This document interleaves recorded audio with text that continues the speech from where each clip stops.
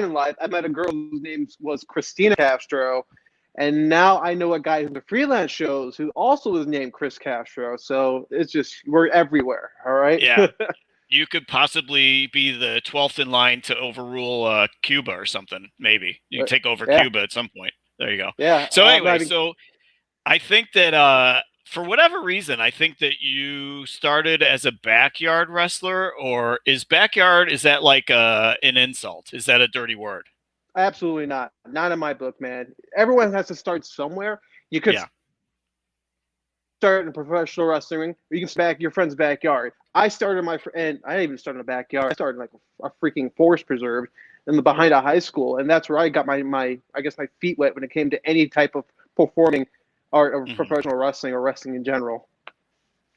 So I feel like you have been around since the beginning of Freelance. I feel like from the very first shows, I feel like you've been at every show. I don't know that there's been too many that you've missed. We've talked about, this is Freelance month, so we've had a couple shows about the promotion, and we've been doing it for a couple years now. And so the four main places that stand out for me are the Abbey, Bottom Lounge, Chop Shop, and Logan Square. So Abbey was the very first shows that I went to. I think that was the first shows for the group, right? Correct. The Abbey Pub was the home of Freelance, and random fact, I was the first main event at the first Freelance show at the Abbey Pub. Very cool. Very cool. So how has it changed? I mean, I know we haven't had very many shows to talk about in the last year or so, but how has it changed from those early days at the Abbey to, like, say, the most recent show roughly a year ago at Logan Square? What are the major differences, you would say? I'd say just the size in general of all of Freelance itself. I mean, we went from some bar venue that was on Bar Rescue that we would completely just at one point fill to its max capacity, to jumping around to like the Chop Shop, which was my least favorite venue, to be honest. I mean, it had this cool perks, to my favorite music venue of Chicago all time, the Bottom Lounge, to now we're selling out Logan Square Auditorium. All right, Logan Square is the home, and I love it. And just watching the transition from each little section and grabbing a piece of just our, I guess I can say, clientele. Like we originally didn't have normal wrestling fans. We just had people who were interested in a pro wrestling show, which I believe we turned into wrestling fans. And hey, people from around the neighborhood were like, "Oh, there's pro wrestling coming here. Let's check it out." And we would grab little bits of those types of people and each venue. And now we have this huge monster of a show, of a company now, and just watching it evolve from that first show that I mentioned earlier with like maybe 50 people to now we're getting like 400 or 500 people crammed into the Logan Square Auditorium, selling it out. Dude, like this was our baby, and you know, it's growing. It's going and it's going strong. So I know you said you didn't like Chop Shop. So for the listeners and the viewers, Chop Shop was like it was a weird venue because at the front end of the building, it was a restaurant. It was like a hipster sausage place, literally like a sausage place. They were like a kind of an upscale hipster deli, and they served food, and I think they had a bar there too. I'm pretty sure they had a bar. Oh yeah, they had a bar. I've been there before for other things, like music things like that. The bar's actually not bad. The deli is cool, but the hipsters, that's what, you know, right, I'm exactly. not about. And then at the back end of the building, there was like a big room where you guys had the ring, and it was an awkward setup. I mean, I didn't really dislike it. You have a completely different perspective than I would have, I'm sure, as a fan, but I didn't dislike it, but it didn't seem to fit. I don't know. It just didn't seem to fit with what you guys were doing at the time. So whereas Logan Square, like you said, Logan Square is it's a total win. Oh, I've been to, for both places like that. I've watched bands there countless of times, especially Logan Square. I've watched bands when I was younger there. Chop Shop, I've managed to go there for like 1 or 2 concerts, but still, I mean, the Chop Shop looked cool if it was bigger. It was too small for us, absolutely too small, and that's why we had to go back to the Bottom Lounge for that little bit. Yeah, you're right, because the seating, there was like 2 rows of seating on each side of the ring, and it was kind of tight. It was definitely tight. Although that was the place where you and Nix did that all crazy-ass match where you guys tore the ring apart. What was that? That's like one of the matches that really stands out in my head about your career, is that match with him where you guys ripped the ring apart. Yeah, we wanted to do something different. Like, it was still not common to see something that crazy happen at a local show. And I guess we just pulled off. I mean, we were trying to put each other off the second floor balcony at that point, and then let's get to the next extreme. Next thing I know, Nick's is tearing the flooring of the ring apart, and we had a bare floor. But the Chicago Street Fight is my bread and butter there, so it was one of my favorite matches. Definitely. Yeah. As a fan, it definitely was memorable for sure. So I was going to say, one of the very first things that I thought when I first saw you and him together as the 4-Star Heroes, which I want to know how that came about. But one of the first things I thought when I first saw you guys was that you guys were very much Samoa Joe influenced. And I don't know if the word ever got back to you that I thought that, but I thought, okay, your gear was Samoa Joe-ish. You guys both had this quiet toughness about you that kind of resembled Samoa Joe, I thought, and just really hard hitting. So I always thought from day one that, oh yeah, these guys are definitely Samoa Joe fans because you were pulling it off. So was I completely off base, or was there any bit of semblance of reality to that? I mean, you're very close. Okay. I definitely had the Samoa Joe-esque of gear because, I mean, I'll be honest with you, he's absolutely one of my top favorite wrestlers and favorite influencers all the time. And I just found this place that, like, I was into just the big, baggy, look at the time. So I found somewhere I can get that kind of gear made, and I made it. And it fit my character at the time. And me and Nix, we were put together as a tag team at Resistance Pro just because we were both there and we were both close friends and we just knew each other. So it was like, well, we only have one matching set of gear. How about I'll show you where I got my stuff from. The best part is it was pretty cheap to make, so he was all down for it, and it was fast. So we both got matching fighting trunks, and we just ran with that for a while. And so 4-Star Heroes obviously harkens back to the fact that you guys are both from Chicago and love Chicago. It seems like everything about both you guys' acts over the years is all about Chicago. Oh yeah, the name actually originally stemmed for our original tag team name, which was called the 2-Star Heroes, and there was a lot of drama behind that. Where we're like, F this, we're the 4-Star Heroes now.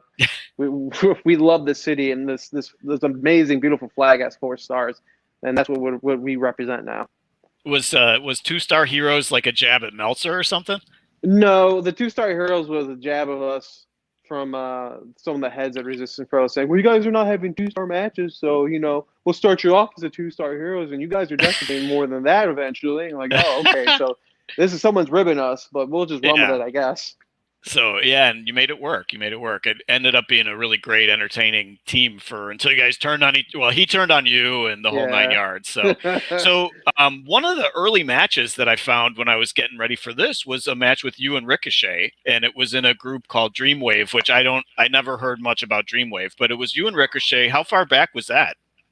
Shoot, that was maybe 4 or 5 years ago. It was definitely before it was way before he got signed. Well, not maybe before, but Dreamwave. Dreamwave was one of my favorite spots. I faced a lot of people there that no one knows because this footage it's just sitting somewhere, but it's in the internet. I just got to find it as well.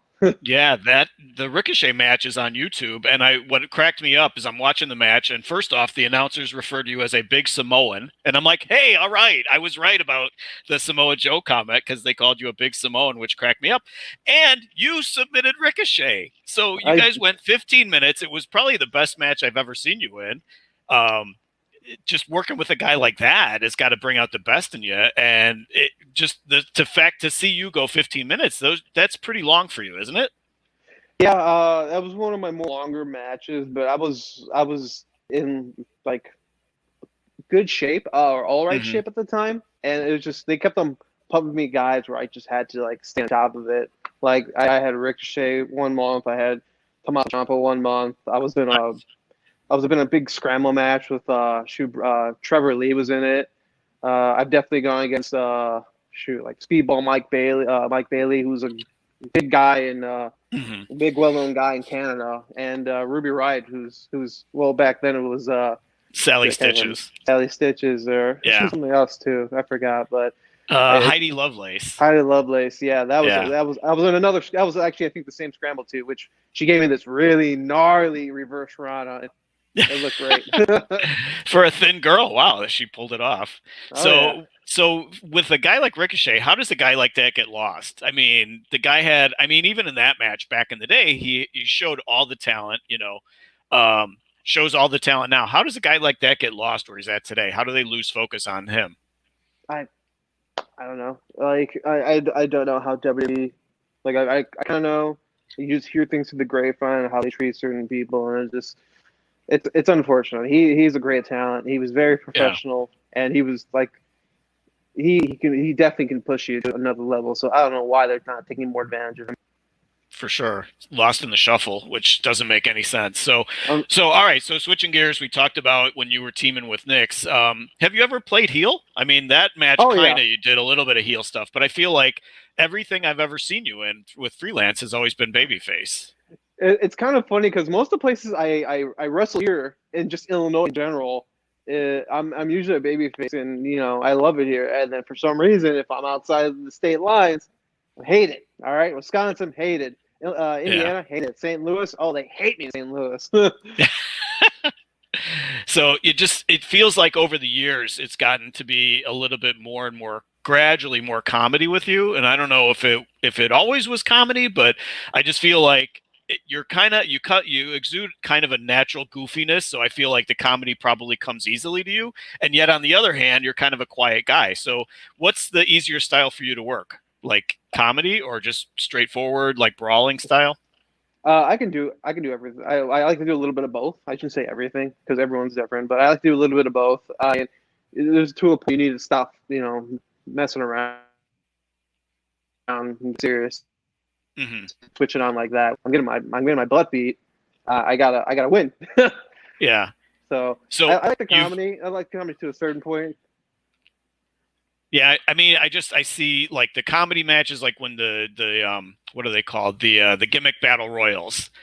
In the gimmick battle royals, where you'll do the different characters. You've done Foley, you've done all the different characters there, which is a lot of fun all the time. And then I've seen you brawling, like when you do the cowboy dude, Rough Crossing. When you do brawling with a guy like that, those have got to be. It's got to be like, is it difficult to switch gears? No. I mean, you just adapt. That's one of the things I've been trying to do myself for the past since COVID started, because I need to do something different. Like I feel like I still even haven't found myself yet in wrestling. I mean, I'm almost there, I think. But Rough Crossing definitely did a lot for my career. He pulled something out of me that I haven't seen in years. I don't know if you were at the show. I can't remember, but like there was a pass in me that came back. It's basically the best way I can describe it. Like, you know how you see on like TV shows where there's like a devil and there's an angel on the person's shoulder. Right. Well, that devil came out that, yeah, because he got kind of sick and tired of me getting my butt kicked. So kind of had a little help in here, but I'm kind of finding myself a little more. So we're going to see. He's kind of like nagging at me since we haven't been wrestling in the past year, because I'm trying to keep safe. I would keep my coworkers safe here, making my family safe. So he's kind of like knocking on the. Yeah, I mean, you guys definitely had a good chemistry for sure. And you've had a lot of guys come through Freelance, a lot of celebrity, I guess, quote unquote, celebrities come through Freelance. Who are some of your favorite guys to work with, or work around, I should say? Oh man, Grado was one of the funnest people. Really? Like, one of the best persons to deal with. He's just so funny, so nice, and of course Cabana too, because I see him like every other week when he comes over here to PWTs. Of course, James Drake and Anthony. Henry. I'm blanking right Henry. now. Anthony Henry. Those guys are bringing the means out of me. So those guys are fun. Yeah, great to work with. So all right, so we're low on time. So time is up on Facebook. We're gonna be switching over. So if you're watching us on the Shooting a Shiznit Facebook page, stick with us. Go to YouTube if you want to follow us there. Stay with us, and we will be right back with part 2 of Chris Castro. We're gonna pay some bills, take a quick commercial timeout, and we'll be right back.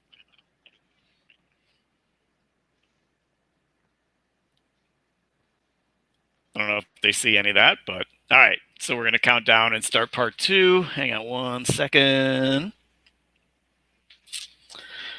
All right. I'm going to throw you a curveball. Am I allowed to swear? Yeah, oh, for sure. Yeah, I think I emailed that to you. Like, language is fine. For sure. Okay, So, I wasn't too sure. So I'll be more relaxed now. Yeah, you definitely can. Yeah, I saw you double clutch on one of the lines on one of them. But okay. All right. You ready, dude? Mm-hmm. All right. Oh, yeah, let's do this. All right, so we are back with part 2 with Chris Castro here on Chokehold the podcast. So I just asked you who were some of your favorite guys to work with of the celebrities that have come through. Any names you're willing to part with that are your least favorite to have worked with coming through Freelance? Not really. Like everybody through Freelance, I enjoyed it. Just we usually get pretty good guys, but that doesn't mean I haven't enjoyed people who I've wrestled outside Freelance. Oh, okay. All right. Any names you want to share there? No. Oh, screw it. Yeah, I'll share one name because he's a fucking prick. There we go. I at this point in my career, I don't care, and I probably won't run into him professionally. I mean, as a guy outside of wrestling, he's great. I've had like conversations at like the Comic Cons, and he was fine. But in wrestling world, fucking Jay Bradley's a piece of shit. Really? Okay. I thought you were gonna go Joey Ryan there, but okay. So I figured Joey Ryan would be a safer target. People like Joey Ryan are not worth any of my breath nowadays. If anything else, if Joey Ryan died tomorrow, I wouldn't even bat an eye. Yeah. Yeah, it's too bad what came from all that and what may still to be yet to come. But hopefully the business will be changing somewhat and everybody's going to feel safe where they're working. So, all right, change gears a little bit. Your merch. So everything is Chicago style hot dogs. You are the king of Chicago style. Now I'm seeing you're the punk of pizza. So it's always Chicago related and it's always food related. So like what's the meaning behind any of that for those of the people who don't know how good the food in Chicago is? Oh man, it's just for the fact that Chicago has so many different outlets of like food. I mean, okay, I'll say it. We have the best pizza. We have our Chicago style hot dog, which is a million different things, which also helps with like the kind of technique in wrestling I have. We have an Italian beef. We have deli sandwiches. We have so many good things here. We have Rick Benny's breaded steak sandwich. How do you not mention that in the frame? I mean, when it comes to professional wrestling in Chicago, what I mean by Chicago style, King of Chicago style, you got your standard American wrestling. You got definitely Lucha Libre, for sure. I mean, Galley Lucha Libre, me and Nick were tag team champions there. Shoot, you sometimes get your European style wrestlers coming through and you learn a little bit from them. All right. I've tried to adapt and take over as much as every technique I can into my repertoire.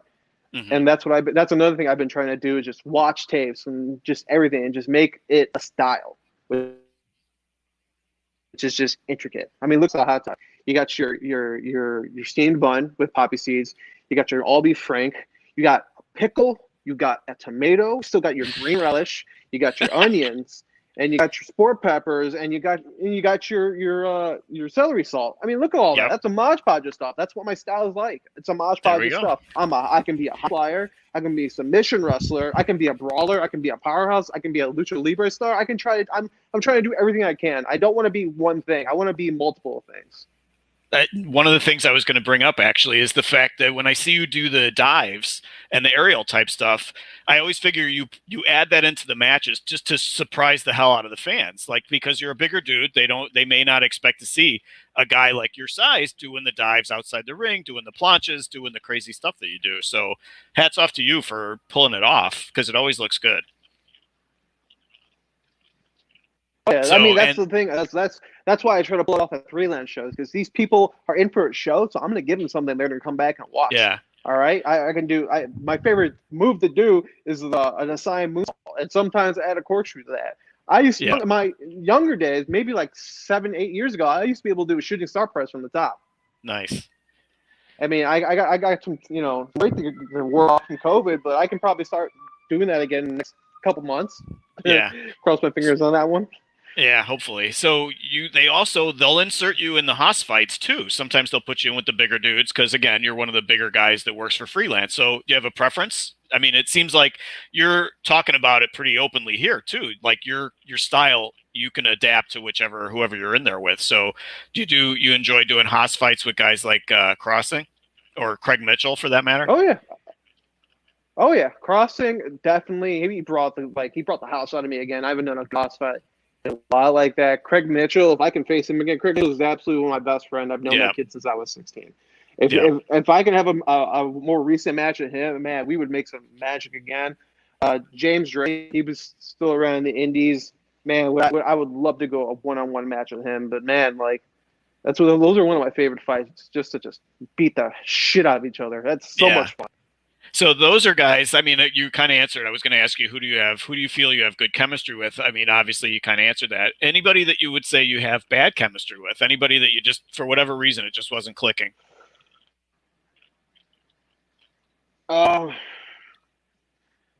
Not to be honest, I can't think of anyone from the top of my head.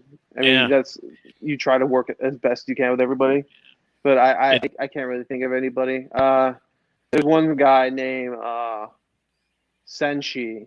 He was out of Chikara, but that you make do.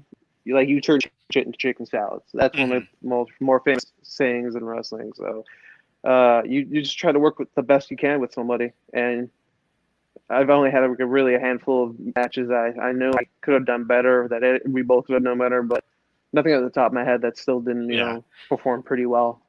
Yeah. All right, so let's pull back the curtain. You can kind of see, the viewers can kind of see the what's behind you, but where you're at is Pro Wrestling Tees, and you work there. You manage it, I think. So I manage the retail store. Well, what my boss tells me, he's the manager of the retail store. So I took that to heart. So I'm like, yeah, I guess I am. But when I'm not busy, because I have other jobs, of course, in the back as well. But when I'm not busy, I'll try to take all my attention and put it to the store, make it look nice. Unfortunately, with COVID being a thing, we haven't been able to. We have, but there sometimes isn't point of restocking the more newer stuff because we're not having as many people as we used to. I mean, people are doing the smart thing and not coming in, but when they do, we have stuff out there. Not as much new stuff as we should. I mean, if we have new stuff out there, we're not getting as much people. Like I said, we're not getting as much people. So this new stuff is not so new within the past, 4 or 5 weeks later. And then we're trying to do the best we can with certain times. Sure. So how did 2020 affect you guys? Did it blow up? I mean, did your sales, like the mail order, obviously the internet sales, have they exploded? Did they suffer in 2020? Are there peaks and valleys? Like you would imagine, like Black Friday, obviously, when AEW does something special, it probably blows up. When certain things happen in wrestling, like an Orange Cassidy thing happens, it probably blows up. So what are some of the effects of 2020 on you guys? I mean, we're still pretty busy. I mean, sure, it slowed down for the first, I'd say 2 or 3 weeks after COVID was officially putting businesses on the shelf for now. But we're still considered essential since we went our T side that we do supply some personnel with clothes and stuff like that, like emergency personnel and construction workers and stuff like that. They're still doing okay on that end. When it comes to the Pro Wrestling T side, I think we were still 2 or 3 weeks, and then how much AEW is progressing and just going up in the rankings, it's keeping us busy. It's keeping me really busy because I'm a guy who does all the masks and gaiters for Pro Wrestling Tees and AEW shop. So I've been super busy this year. Yeah. So is it I swear, there's times where I feel like when you guys are doing the Black Friday sale and things like that, where I feel like there must be people there 24 hours a day. It just seems like you guys have the demand must be there where you guys are there 24 hours a day, or you bring in more people to work or something. Oh no, there's no for us to be here 24 hours a day. They tell us what we need to do, and we dish it out. We have a good, really good team. So there is no need to do super long hours. I mean, we can. I mean, I do because I like money. Who doesn't? But we dish it out. I mean, sometimes we might have incidents where today, where it snows 20 inches. It slows down production, but the next day we're back on it. And if we have to, we'll go oh yeah, you guys want to work Saturday? Let's do it. Let's get this stuff out. We can't let the people wait. Yeah, so, it's a well-oiled machine. Yeah, runs itself sometimes. So what percentage of I know you guys do other stuff other than wrestling stuff? What percentage of it is not wrestling?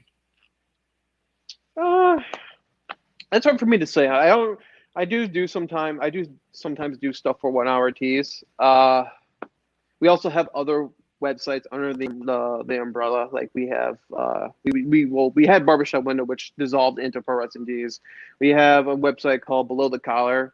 If you're an artist or in a band, you can sign up, that kind of thing. A normal podcast that's not involved wrestling. Anything that's not involved wrestling, you want a shirt store or merchandise store, Below the Collar is one of our things.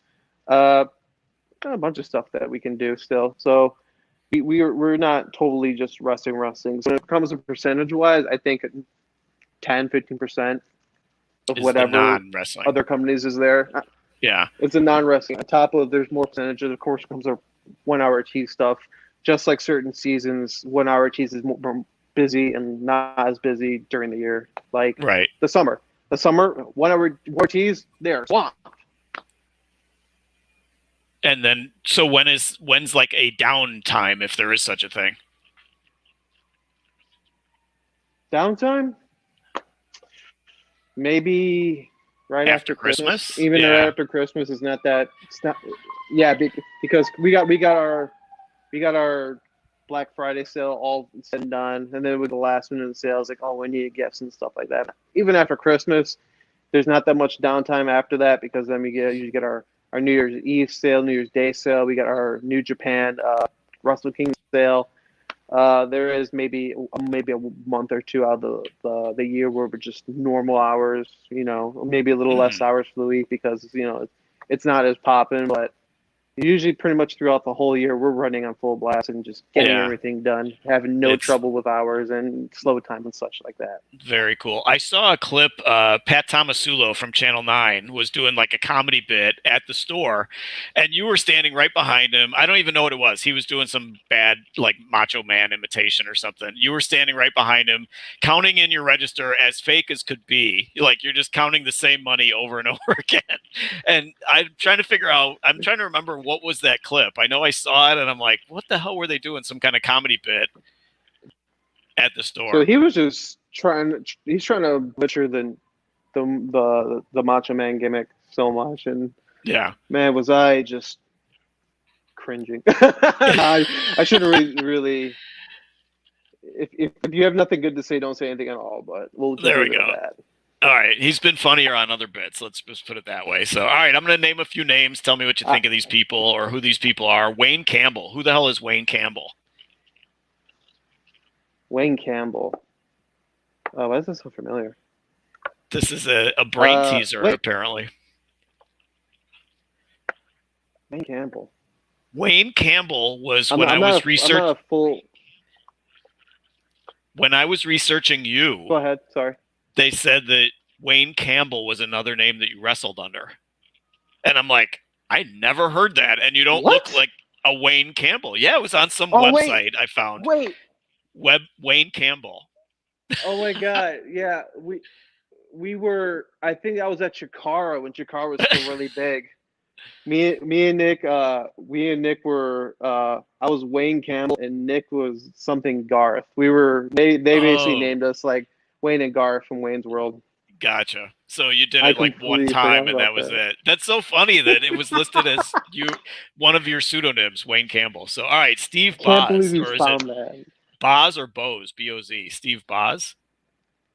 It listed Steve Boz as your trainer. He is my trainer. Yeah. So I don't know who that is. Is he based in Chicago? Oh yeah, Steve Boz. He the B-O-Z. All right, that's what Superstar Steve Boz, whatever he goes by now. He was our trainer, my trainer, Matt Nick's trainer, Kenny Sousa's trainer, Alex Olson's trainer. We all came up with him. That's our friend group right there. So the B-O-Z, he actually did some enhancement talent matches for WWE back in the day. Like he was for sure on Shotgun Saturday Night, which was amazing. Okay. He what else have he done? I'm pretty sure he did some enhancement talent stuff like that. He's wrestled Christopher Daniels back in Windy City Pro Wrestling, a really really large crowd. But he knows a couple people, so he's the guy who trained all of us. So he must be pretty good because you guys all turned out really good.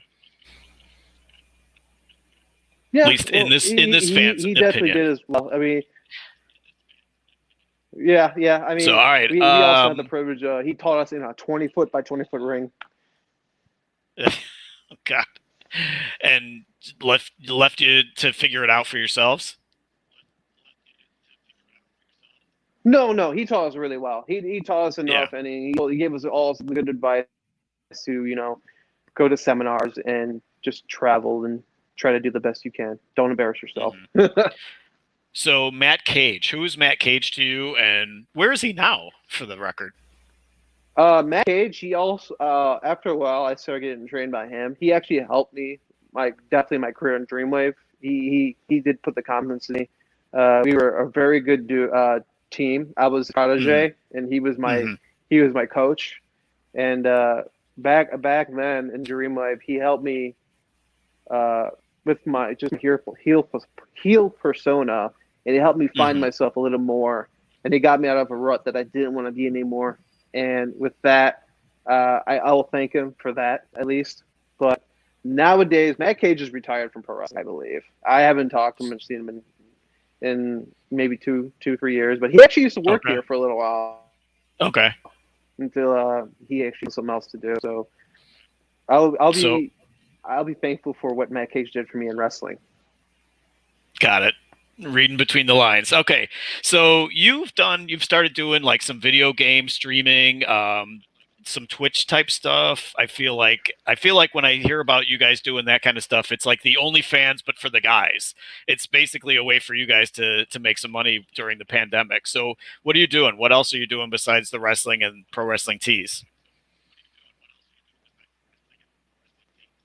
Well, I do the Twitch stream. Basically, it's something I've been wanting to do for a while. Like, besides music and pro wrestling, video games is also my other love and passion. And if I can still entertain people without risking my life currently, or my health, I should say, not my life. Well, yeah, my life, but I'm gonna do it with something I love. And my favorite go-to things are survival horror games, which is just zombie survival games, demon destroying games and whatnot. I usually do that during the week.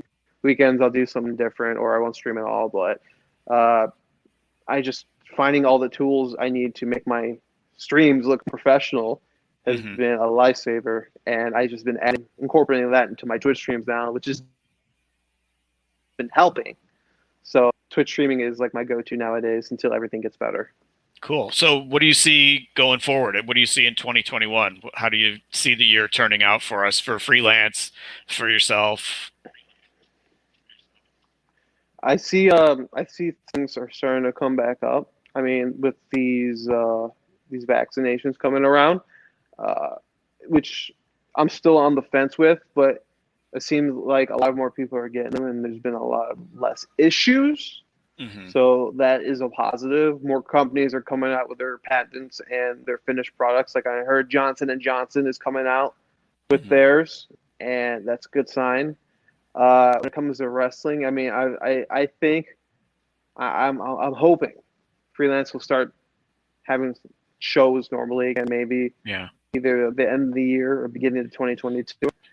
And myself, I want to go back to trading. I'm not going to go in large groups. I rather go in a small group of 4 or 5 where I feel comfortable, and with people I know as well who are keeping themselves safe. So who knows? I might be doing shows again outside of Freelance by the end of the year. That's if I decide the vaccine. I haven't gotten the vaccine yet. But we'll see. Yeah. I hope that, sometime throughout the course of the year, they can start go into Logan Square, lesser capacity, obviously, social distancing. I think it can be done. It's going to have to look a little bit different than what we're used to, from being packed in there like sardines on a Friday night and everybody's blitzed. It's definitely, I mean, there's still going to be a crowd. They're still going to make noise. They're still going to be getting into it, I'm sure, but it's going to be different than what we're used to for sure. So, all right. So we're running low on time. What are you a fan of? What promotions? What do you watch?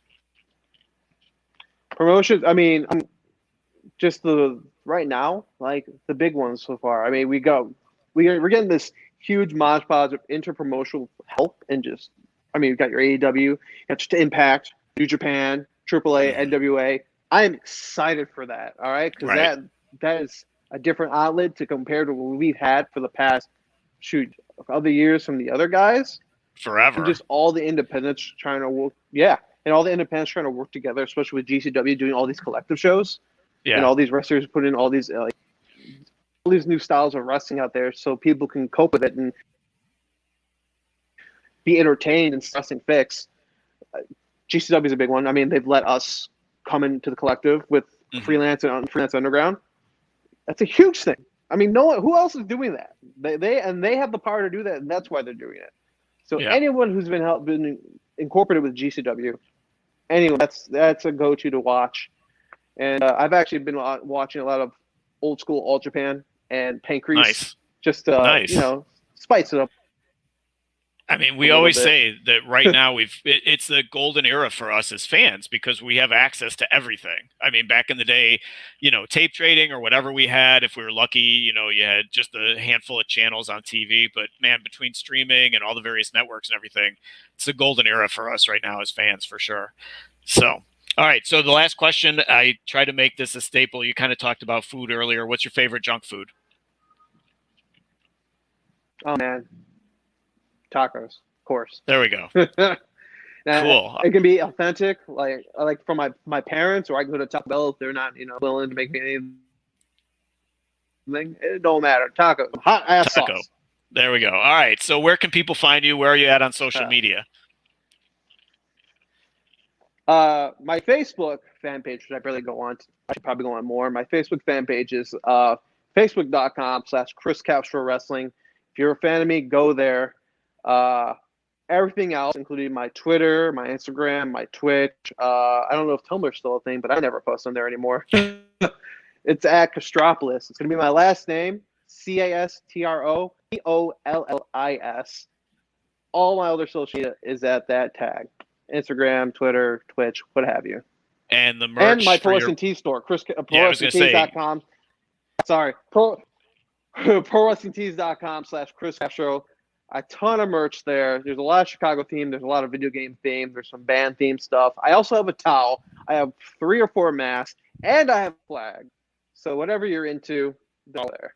And these guys are busting their asses, and they're not able to do shows right now. So go on to his Pro Wrestling Tees store and order some merch for sure. So thanks so much, Chris, for being with us tonight. Thank you, listeners, for following along on Facebook, on YouTube, on the stream. The audio will be up on this on Wednesday. So thanks again, Chris. Thanks for everything, and hope to see you soon in a show. And don't forget, I have fun everywhere I go. Awesome. Thank you, Lance. Thanks for the opportunity. Yeah. It was great talking to you.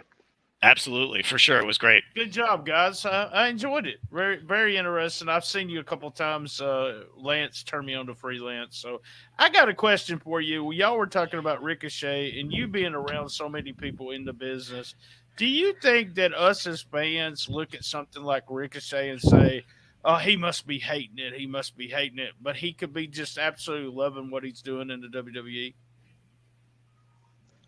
I think he's loving it because he is a professional wrestler making money for something he does that he loves. Mm-hmm. At the end of the day, you're happy. You're getting money. You're paying the bills. I see that all the time, though. You'll see it on a lot of fan sites where, they say, well, Eli Drake, he just got signed, and you see people, oh, he's going to WWE. He'll hate it there. They won't use him right. And you're thinking to yourself, I wish they would call me and put WWE call me and let me do their podcast or something. They'd probably mess up my podcast, Fuck that. I mean, hire me today. That's the way I would look, It's a paycheck. He's doing what he loves. Like you said, he's doing what he loves. And that's I'm sure he'd like to be, yeah. I mean, I'm sure he'd like to be on TV every week, but when there's hundreds of people that work there, it's not going to happen for everybody every single week. So, I mean, you got your guys like, they know what getting themselves into. They're agreeing to their contract, even though they were all independent contractors. You get your people who don't care and who just, if they can only wrestle a little bit and still collect a paycheck, they're fine. And then you get people like Mike Bennett, who loves wrestling. Props to him. He knows what he wants, and he's getting what he wants. He left that comfy lifestyle, that paycheck every once or twice a week, however they paid, to go wrestle more. That's a guy who loves wrestling still. All these guys love wrestling their different ways, and they're going out there to attain their love however the way they want. If they want to wrestle once or twice a week or a month and still collect a check, that's what they love to do. If they want to leave that big comfy job and go hit the independents or hit other companies because they want to wrestle more than once or twice a month, that's what they want to do. That's what they love to do, and that's how they're getting around wrestling themselves. It's funny because you brought up Anthony Henry, and he just signed, so he's going there. And I thought, I love that guy. You were right. Him and Drake and you guys had such a great chemistry. I love, we've had Henry on the show a couple times. And I think he's going to do great there. Honestly, I think he's going to do great in NXT. And I think whenever he decides to walk away, he will be one hell of a trainer for them, whether it's, in the ring, promos, whatever, character development, whatever it ends up being. I think he's a perfect sign for them, So and yet, like Brian was saying, there's people that are bitching and moaning like, oh, how could a guy like that go there? Like, because he's going to fucking excel there. That's what I think. Yeah, certain places excel at different companies. I mean, just working with Anthony Henry and knowing who he is, like that place is for him. NXT, he's gonna kill it in NXT. Him and totally. They're gonna kill it in NXT. Yeah. Is Drake going too? He hasn't said anything, so I don't know. I mean, I think he might. I mean, I wouldn't see why not, because especially with how well their tag team are, and especially since they were a part of Evolve. Oh, that's true. Yeah, they would be dumb. They would be dumb if they didn't on Drake. Yeah, totally. I don't know. He's not Vince's body type, as they say. Yeah. So neither is Otis for that matter. What he wants, so yeah. Hopefully. So one of the other things before we get off, one of the other things I saw is in my research when I found that guy, the Orlando guy. It said you hail from Bridgeport, and is that true? You live in Bridgeport? Who, me? Yeah. Oh, yeah. Big C. Chris Castro is from the south side of Chicago. I mean, I pray. I make a sign of the cross whenever I pass Comiskey. Right? I still call it Comiskey. I don't care. Comiskey. It's still Comiskey. No, because I live. Still Comiskey to me, damn it. You mentioned Riccobenny's, and I live at 36th and Union. I'm like, how do I not see you at 7-Eleven or at CVS or anything? If you live in this neighborhood. You'll see me. You're going to see me that one day. I'm just going to get back and just right there. Yeah, exactly. Like, oh, you see me now, huh? You see me now, you huh? see me. At Cermak Produce over on 31st and Halstead. I'll expect to run into you there at some point. So, all right. You got anything else, Brian? No, that's it. I was just, I always think about that because I've had friends in the WWE that have so much fun, and then the fans don't see it that way. They don't see it as the dream that all these guys have, Their dream is to wrestle for WWE as they grow up, and then that's what they're doing, and they're happy, and everybody's like, oh, they just use him wrong. They don't care. They're making money, and they're happy, so leave them the hell alone is the way I feel, So, thanks, man. If I can be happy and do the job I love, anywhere I get signed, as long as I can support my family and have fun doing it, that's all I care about. Right on. Very cool. That's what it's about. So he'll be putting this out tonight on the Patreon, and then tomorrow on just regular Twitter and everything. So he'll tag you on it if you retweet it? Yeah, go for it, guys. Thanks, man. I appreciate it. As soon as I see it, I will. Oh yeah, as soon as I see it, I'll retweet it, put it everywhere. We can do it. You did today. I tweeted it, and you retweeted it real quick. You and Nick's both did, so I appreciate that. Cool. And we got Nick's on Thursday, and then hopefully we have Drake actually set up hopefully for next Tuesday, so that'll be good too. I'll try and get to the bottom of all that. So if we can get him, it's either going to be him or Robert Anthony next Tuesday to wrap up the month. So we'll see. Oh, dude, Robert Anthony's such a character. Yeah, I want to get him on for sure. I just can't get a hold of him. Nick's trying to reach out to him to get him on for us. So we're hoping to get him too. We had Kirby last week. That was really good. Kirby's awesome. So all right, man. Cool. Thanks, man. Appreciate it. Thanks for having me, guys. This is a lot of fun. Absolutely. Thanks so much. I'll see you. I'll Hopefully, see you at the shows. Yeah, for sure. Yeah, Hopefully, yeah. We'll see. Make sure everything's all nice and safe. Exactly. All right. Take care, guys. Have a good night. All Yep. right, Get home safe. Yeah, same. Well, you guys are already home. Bye. Yeah. Look, I got to show you what Duke's doing. I don't know if I want to see. Oh, that's good. Yeah, that's okay. I like that face he made at you yesterday. He was mad at you. I don't know what the hell that was. He was pissed off. I got coffee all over the floor. So was it me, or was there like a time delay with him? There was a little bit of delay, and every once in a while it'll pop. I think it was because he was moving around so much. But yeah. I'm going to try to edit it out of the video, audio version. I don't know how much I can, but I can. The way audio looks when you're looking at it, if there's any, and this will make sense when I get to it, if you can stretch it out, if there's any silence parts, then it's just a straight line. There's nothing there. So it might be easy for me just to sit there and go, cut the line out. There was a little bit of delay. It wasn't awful, but it was more noticeable with him than I've had on any of the other shows. I thought. Don't know what that was about. Had something.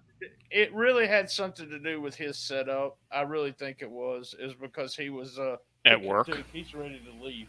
Yeah, he was at work and he was moving around. It's funny because it's cooler in here than it is in the other part of the house. Number one, I always like to have a cooler, but there's a heater. We got a space heater in the living room, and he's been sitting like with his hands or his arms like this. I still say arms and hands. His paws like that, like he's hugging it or making love to it. Yeah. Dude, did you make love to that heater? Watch out for that heater. That Kevin Owens might get burned like Kevin Owens did. Him or the cat will get right there as close as they can to it. I'm like, one day they're gonna catch a far. Yeah. Far. So, all right, man. And you didn't do the pause at the commercial thing after all you did. You didn't give no seconds. Yeah, I was like, oh. We even rehearsed it. You gotta watch. You need to watch the video of me and Richard and Josh at the beginning. Because we rehearsed the T-shirt throw. There's a T-shirt throw in it. Oh, I did. I was going to ask you, how the fuck did you pull that off? Because that came off. I did see it. It came off perfect. Oh, you seen it? If you watch the page, if you watch the Patreon version, we're fucking around about it. We're we did it, and it went. Well, what I did was I took it, and it was just a black shirt. Yeah. And I turned it wrong side out so you couldn't see it. And then Josh took the shirt. He had it in his hand. So when I threw it at Richard, he threw it at Richard. And we timed it. And it looked really good on video. It was almost perfect. Yeah. So it was flawless. I was impressed. I love that shirt. It has rainbow poop on it. I put on, as I was watching it on YouTube yesterday, I put in the comments, because Josh picks up a bottle of water at one point, I think, or a bottle of Coke, and then he picks up a cup and he drinks out of that too. I'm like, fuck, how many drinks does Josh need to do a podcast? Oh, there's no telling. Those guys are drinking. Oh, let's quit this. We're quitting the broadcast. Thank you, Patreon.